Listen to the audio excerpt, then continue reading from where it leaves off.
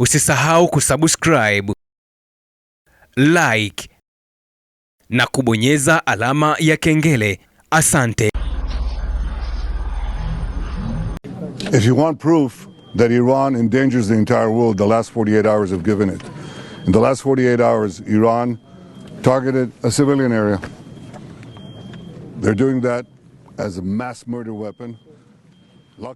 Ni kwa mara ya kwanza tangu makombora mazito kutua katika taifa la Israeli ambayo yamerushwa na jeshi la Irani, jeshi la walinzi wa mapinduzi ya Kiislamu, yani IRGC. Sasa kufuatia mashambulizi mazito ambayo yalipigwa na Irani kule Israeli, waziri mkuu wa Israeli Benjamin Netanyahu ameonekana kwa mara kwanza hadharani akizungumzia juu ya athari ambazo zimetokana na mashambulizi ya Irani katika moja ya kituo cha nyuklia pale Dimona, lakini pia na mashambulizi mengine makubwa katika kituo cha Haifa, ambapo waziri mkuu wa Israeli Benjamin Netanyahu amelaumu Irani kwa kile ambacho ameeleza kwamba Irani imeshambulia malengo ya majengo makubwa ya raia ambayo yalikuwa katika eneo la Dimona, lakini pia na maeneo mengine ambapo Irani imeendelea kulenga shabaha na kushambulia katika mwendelezo wake wa mashambulizi huko Israeli.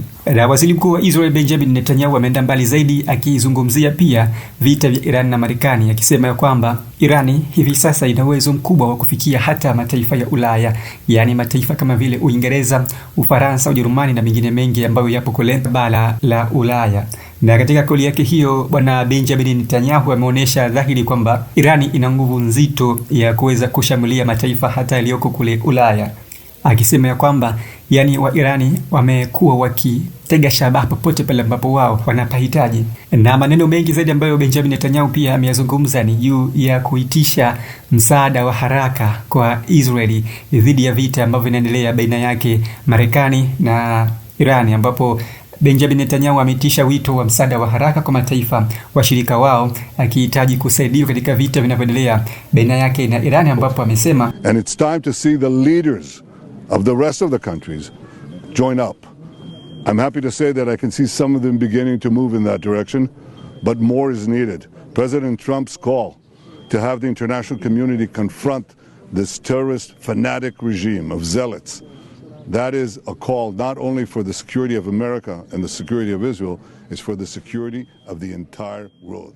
And it's time for them to act. Sir, what will your response be to... Ni muda sasa wa kuona mataifa mengi yenye mtazamo sawasawa na Israel na Marekani kuunganisha nguvu zao, kuungana katika vita vinavyoendelea dhidi yetu. This criminal gang, and we're going after them personally, their leaders, their installations, their economic assets. Akiulizwa na waandishi wa habari kuhusu athari ambazo zimetokana na mashambulizi ya Irani kule katika miji mbalimbali ikiwemo Dimona na mji wa Haifa, bwana Benjamin Netanyahu amejibu ya kwamba tormented them and made life miserable and is making life miserable for the entire world, and I hope we achieve that too. Kwa hakika tunaweza kujenga upya majengo ya maeneo haya, lakini hatuwezi kabisa kurudisha maisha ya watu mara yanapopotea. Irani amekuwa akishambulia, akilenga majengo ya raia, makazi ya raia kama ambavyo inaonekana hapa. Hii ni wazi kabisa, inaonyesha namna gani Irani anafanya uadui kwa watu ambao hawana hatia, kwa watu ambao hawahusiki moja kwa moja na mzozo huu, na hivi ndivyo ambavyo Irani amekuwa akifanya mara zote. The holy sites of the three monotheistic faiths, the Western Wall, the Church of the Holy Sepulchre, and the Al-Aqsa Mosque, and by dint of a miracle again, none of them were hurt, but they were targeting the holy sites of the three major monotheistic religions. Waziri mkuu huyo wa Israeli bwana Benjamin Netanyahu akiwa katika eneo hilo ambalo limeathiriwa na makombora ya Irani ameonekana akiwa na ulinzi mzito, kuonesha ya kwamba bado ana hofu ya maisha katika eneo hilo ambalo pia alikuwa hapo. If you want proof that Iran endangers the entire world, the last 48 hours have given it. In the last 48 hours, Iran targeted a civilian area. They're doing that as a mass murder weapon. Kama unahitaji kuthibitisha, Irani inaweka ulimwengu mzima katika hatari, na hivi ndivyo inavyojidhihirisha katika eneo hili. Ni muda wa masaa 48 pekee, Irani imefanya yote haya. Imeshambulia katika jengo la makazi ya raia hapa, na ndani ya muda huo masaa 48 Irani imeshambulia majengo mengine ya raia, ambao raia hawa wote kwa hakika hawahusiki moja kwa moja na mgogoro huu mkubwa dhidi ya Irani, lakini amekuwa akifanya hivyo kuonyesha uadui wake na watu wasiokuwa na hatia, kuonyesha uadui dhidi ya watu na haki zao. Na ninachoweza kusema ya kwamba dhamira ya Wairani sio vita, dhamira ya Wairani ni kuangamiza raia wasiokuwa na hatia. Ndivyo imekuwa akifanya hivyo kila wakati. They fired on Jerusalem right next to the holy sites of the three monotheistic faiths, the Western Wall, the Church of the Holy Sepulchre, and the Al-Aqsa Mosque. And by dint of a miracle again, none of them were hurt, but they were targeting the holy sites. Ndivyo imekuwa akifanya hivyo kila wakati. Ni kauli ya malalamiko ya waziri mkuu wa Israel Bwana Benjamin Netanyahu aliyoitoa kupitia waandishi wa habari mbalimbali pale mjini Dimona, Israel, ambapo ndipo shambulizi kubwa lilifanyika na jeshi la walinzi wa mapinduzi ya Kiislamu, yani IRGC, ambapo waziri mkuu wa Israel Bwana Benjamin Netanyahu amezungumza mengi sana, lakini kubwa zaidi akiitisha msaada wa haraka kwa mataifa washirika dhidi ya vita vyake vya Irani, akisema ya kwamba Irani ana uwezo mpana na uwezo mkubwa, na amekuwa akiweka shabaha hata mataifa ya ulimwengu mzima, ambayo hapa Benjamin Netanyahu anadhihirisha kwamba Irani ina uwezo wa kurusha makombora hata kufikia mataifa ya Ulaya. Waswahili wanasema mkuki kwa nguruwe, kwa binadamu siku zote huwa ni mchungu sana.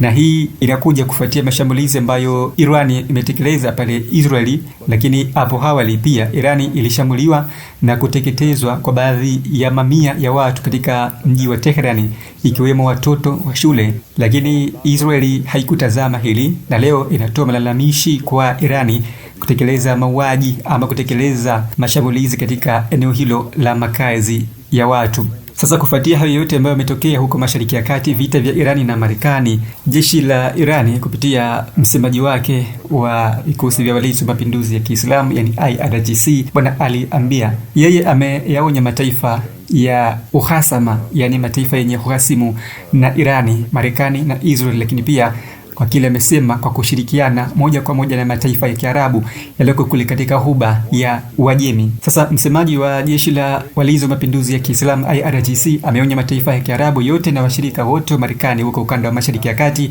akiambia kwamba maonyo tayari yamekushatolewa na maonyo kadhaa wameyatoa kupitia wahasimu wao, na sasa ni muda wa vitendo. Endapo wataendeleza ukaidi kwa kushirikiana na Marekani na Israeli, basi jeshi la IRGC litafanya vitendo katika mataifa hayo na kuendeleza kuyaangamiza mataifa yote ambayo yatakuwa na ushirika wa karibu na Marekani. Na akienda mbali zaidi, Bwana Ambia amezungumzia juu ya mashambulizi yake mapya ambayo yameweka shabaha katika nchi za falme za Kiarabu endapo tu Marekani na mataifa hayo yataendeleza ushirika wao wa karibu. Akizungumza yote hayo, Bwana Ali Ambia, msemaji wa IRGC, amesema Bismillahirrahmanirrahim, dushmanan ma midanand idame jang yani virane digari. Kama tulivyokwisha kutangaza na kuonyesha kwa vitendo, tutalenga chanzo cha uchokozi wowote dhidi ya ardhi yetu na uhuru wa taifa letu. Tunazionya nchi za falme za Kiarabu kwamba iwapo shambulio jipya litaanzishwa kutoka katika ardhi yao dhidi ya visiwa vya Irani vya Bumme na Greater Tam katika Ghuba ya Uajemi, vikosi vya jeshi la Irani vitalenga moja kwa moja na kufanya mashambulizi makubwa na mazito zaidi ya kuharibu dhidi ya falme za Kiarabu, Emirates ya Rasi Al Khaimah. مدت‌ها قبل رخ داده، حالا صدایش در قالب آژیر مرگ به گوشتان میرسد. این جنگ تا مادامی که گزینه تعرض به این خاک از دستور کار و راهبرد جنایتکاران حذف شود ادامه خواهد داشت. Ni onyo kubwa la vikosi vya walinzi wa mapinduzi ya Kiislamu IRGC kwa nchi washirika wa Marekani kule mataifa ya Kiarabu katika ukanda wa Mashariki ya Kati, ambapo serikali ya jeshi la IRGC limetoa onyo hilo kufuatia ushirika wa karibu ambao umeendelea kudumu baina ya mataifa hayo na Marekani. Wakati hayo yote yakijiri, Irani imeendeleza mashambulizi na operesheni yake ya kuangamiza katika kambi mbalimbali za kijeshi katika mataifa hayo, pamoja pia na kutekeleza mashambulizi katika baadhi ya balozi za Marekani katika nchi hizo, ukanda wa Ghuba ya Uajemi. Sasa kufuatia hayo yote ambayo yamejiri na kufuatia kauli ya rusha ni kurushe baina ya Irani na Marekani na kufuatia onyo ama tahadhari ya rais wa Marekani bwana Donald Trump akitoa saa 48 kuweza kufunguliwa kwa mlango wa bahari wa Hormuz na kwa taifa la Irani. Taifa la Irani limejibu kauli ya rais Donald Trump ya vitisho ikisema ya kwamba endapo Irani itashambuliwa katika eneo hilo,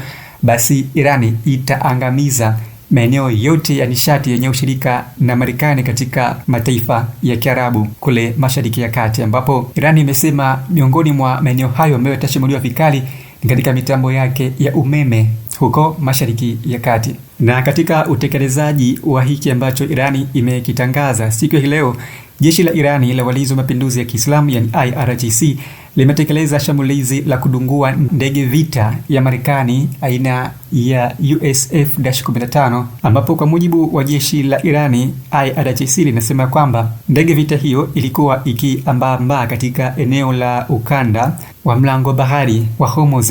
Na katika picha na video ambayo imetuma jeshi la Irani ikilenga shabaha ndege hiyo, imeonyesha picha ya angani ambapo ndege ilikuwa ikisambaratishwa na vikosi vya Walinzi wa Mapinduzi ya Kiislamu yani IRGC katika eneo hilo la mlango wa bahari wa Hormuz.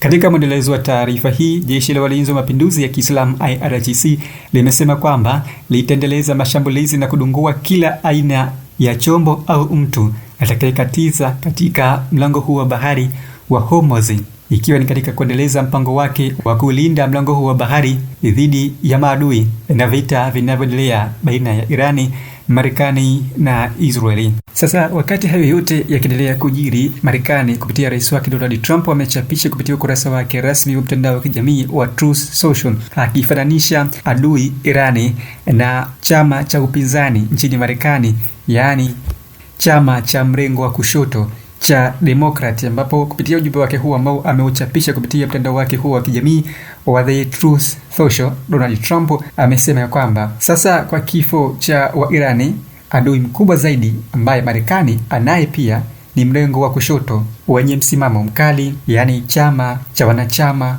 wa kidemokrasia kisicho na uwezo kabisa. Asanteni sana kwa usikivu wenu hasa kuhusu jambo hili. Ni kauli ya rais wa Marekani bwana Donald Trump katika mzozo huu unaoendelea baina ya Iran na Marekani, ambapo ameeleza kukebehi baadhi ya kauli zake juu ya vita hivi vinavyoendelea huko Mashariki ya Kati, Iran, ambapo hapa amekebehi chama cha upinzani nchini kwake akisema kwamba chama hiko kinashinikiza Marekani kuacha vita dhidi yake na Iran, ambapo hapo amekikebehi akikionya akikisema kwamba chama hiko wanachama wake wote hawana tofauti kabisa na taifa la Iran ambalo sasa hivi lipo katika vita vikubwa dhidi yake kwa kushirikiana moja kwa moja na Israeli. Mashariki ya Kati bado vita ni vikubwa zaidi na mambo yanazidi kuwa moto zaidi, ambapo usiku wa hivi leo baada ya mashambulizi makubwa na mashambulizi mazito kutua katika anga la Israeli, waziri mkuu wa Israeli Benjamin Netanyahu ameonyesha wazi wazi dhamira yake ya uoga kwa Iran, ambapo ameelezea mataifa washirika wa Israeli kumuunga mkono Israeli katika vita hivi vikubwa, akisema kwamba Iran ina nguvu ya kushambulia hata mataifa ya Ulaya. Ambapo mbali na yote hayo, pia waziri mkuu wa Israeli Benjamin Netanyahu amelaani Irani kwa kuendeleza mashambulizi makubwa ya majengo ya raia katika ukanda wa Mashariki ya Kati ndani ya taifa la Israeli.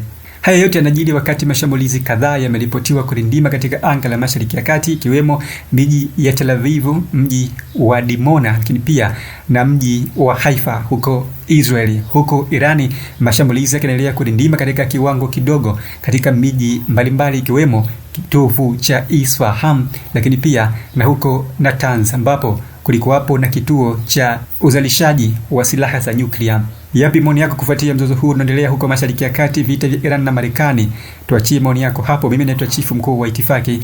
Pale Instagram andika @afisa_official tuweze kuwa poa zaidi katika 1 na 2. Tukutane wakati mwingine. Bye bye kwa hivi sasa. Usisahau kusubscribe, like na kubonyeza alama ya kengele. Asante.